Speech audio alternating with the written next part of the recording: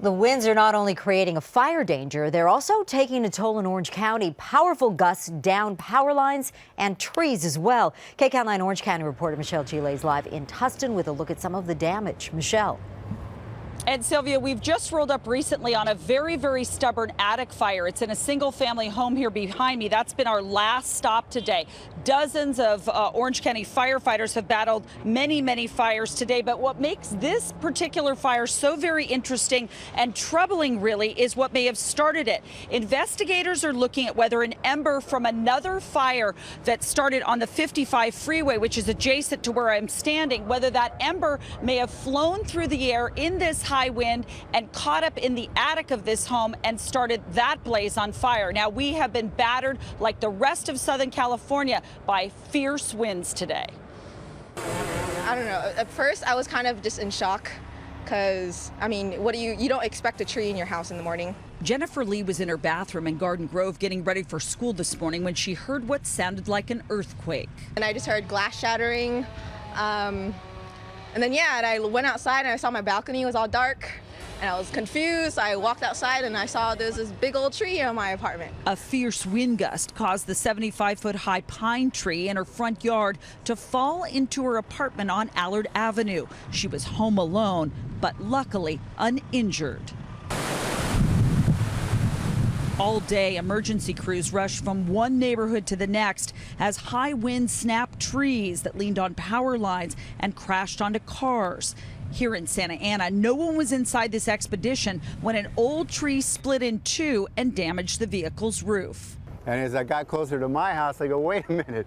It's on my house. About a mile away, Eugene Salazar complained this afternoon that no one has removed the huge tree that crashed onto his house on North Forest Avenue. This happened around 8 a.m. I told her it's an emergency. There's a tree on my house. I don't know how much damage is done because I can't see. I know that the rain gutters are down. If it's going to leak, if the structure's been messed up, I don't know. Just after 1 today, nearly 100 Orange County Fire Authority firefighters raced to a wind-driven blaze threatening a new community called Portola Springs in Irvine. Fortunately, crews and 2 helicopters got to the scene within minutes and stopped the spread at 3 acres. And back here live in Tustin, related to that fire that we just mentioned, no homes lost there. That was a very, very fortunate thing.